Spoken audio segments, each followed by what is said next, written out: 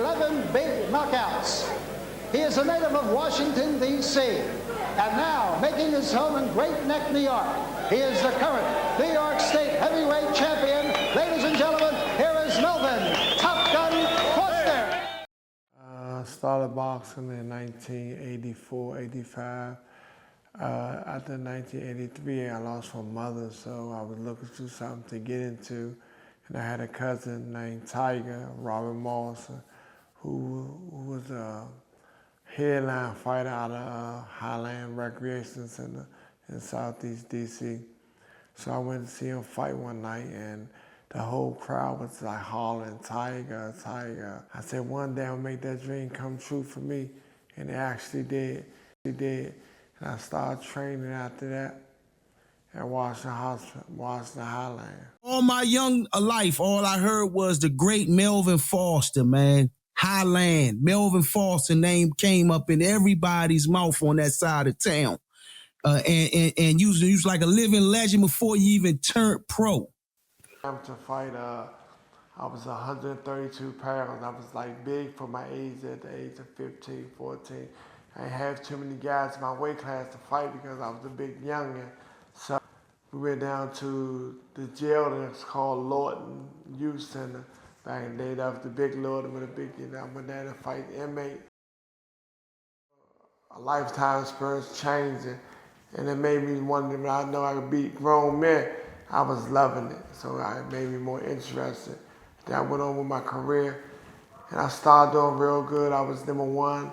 When I was #3 in the world at 165 pounds in the open division.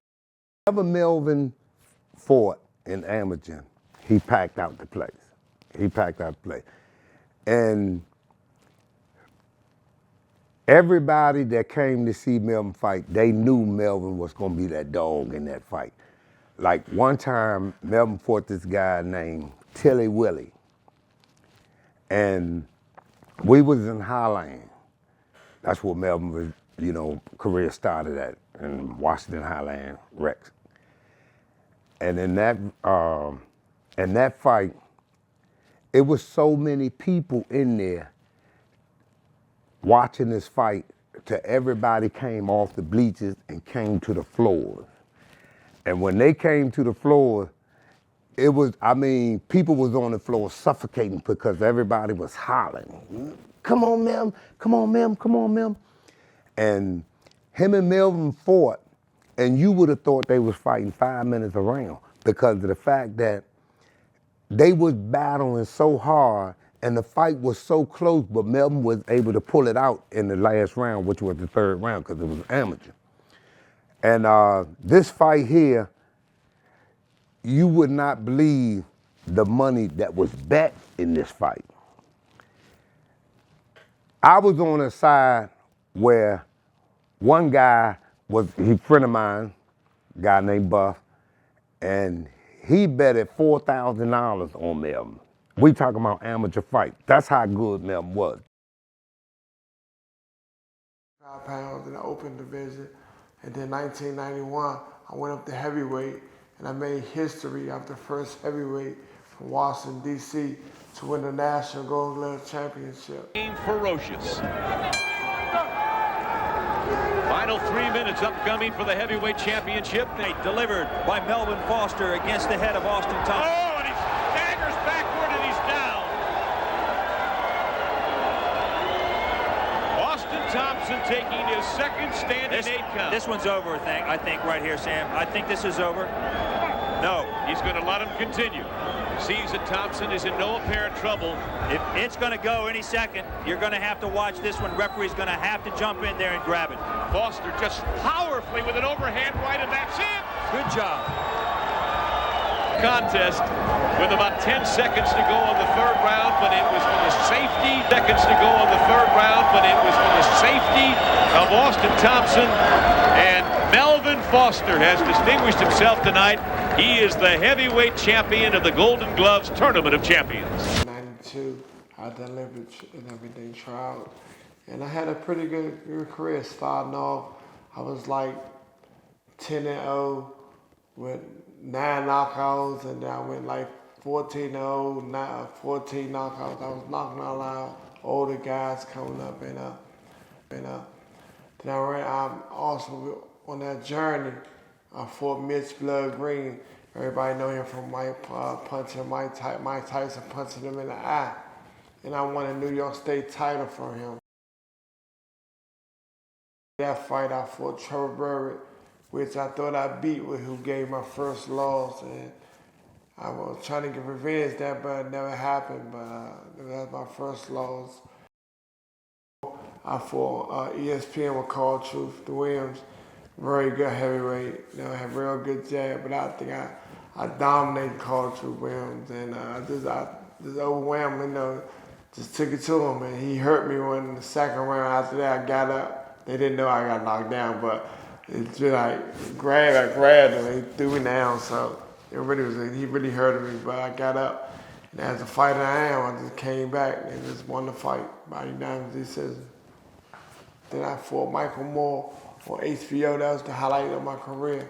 I took that fight on the 6-day notice and won a 10-round loss, a 10-round decision to a former heavyweight champion of the world. It was like, it was a chess match, truthfully, because we knew each other, and if I hit him, I'd be like, "Be okay." If I hit him, he'd be like, "Are you okay?" So it was like, he was really trying to get into it. I think he was a little more alert than me because George Foreman had just knocked him out to win the title. So I think he really calmed me into that. So, it was a good fight. I went the distance, and I have respect for Michael. Crowd boos, and I'm not sure that the fight deserves that. It was a gutty effort by Foster. Had an older gentleman in my corner named Victor Valley. Was very, very respectful. It used to be so funny because Victor was like 75, 76 years old. Crowd fuck up punches. You let him do whatever he wants. Now get back to him. You gotta take the jump on him. You can't wait it through. Breathe in nice and cool. Short with your punches. I got it in.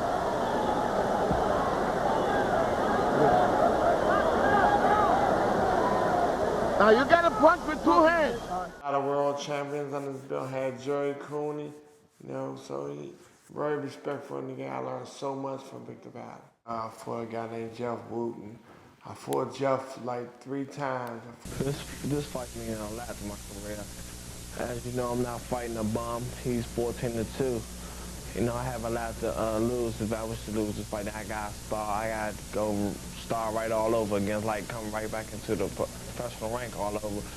And a win will help me great, I can look for better things and let the public know that Melvin Foster is back. Move around behind you, got to reset your back foot. Both of them. Getting those shots now in combination. Wooden standing right in front of him. Foster lands about a dozen shots in a row. Very nice. Pretty combination. This is something that everyone needs in boxing, and that is an explosion. You slow your opponent down to a walk, and then you explode. Nice work from Melvin. Oh, continuing on.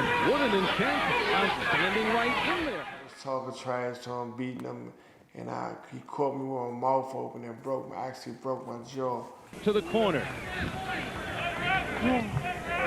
He knew it. Good job, bro. Good job, bro. Come on. I'm out here hurt. Good job, bro. Okay? Good job, bro. You want to continue? Good job, bro, man. Huh? How you doing, bro? Good, bro.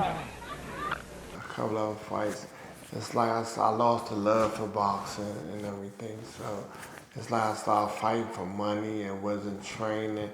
I guess it got a lot to do with I was going through a painful divorce. The overweight Melvin Foster. Melvin Foster, when he turned pro back in '92, was really more like a cruiserweight at 198 pounds. He's steadily grown, but this is excessive because, as you can see, he's not a tall guy. Should not be carrying 270 pounds. He took the bout on a couple of days' notice. Melvin Foster did. Went to Philadelphia and fought a young guy named Eddie Chambers, which was a young boy. I got him. And he was just too fast for me. I understand why they call Eddie Speedy Chambers. You know, I lost. Matter of fact, I think I got stopped, and it was time for me to hang the gloves up. So my life after boxing, you know, as I'm a fitness trainer, health trainer. I have I have one professional fighter named Kyle No Number Phillips. He's 3-0. They call it boxing size. You know, just to get your mind right and get your boxing. The boxing workout is a boxing workout, a workout that you never expect. You work every muscle in your body. You know, you really get in real good shape. I have a lot of people I train, women, men, and children. And also, I work in a youth development center. It's called DYRS, Department of Youth Rehabilitation Service, and it's dealing with the troubled youth of Washington, D.C. I've been there for 19 years. Boxing changed my life, truthfully, it really did. It helped me learn how to be a productive citizen, treat people with respect, and you get respect.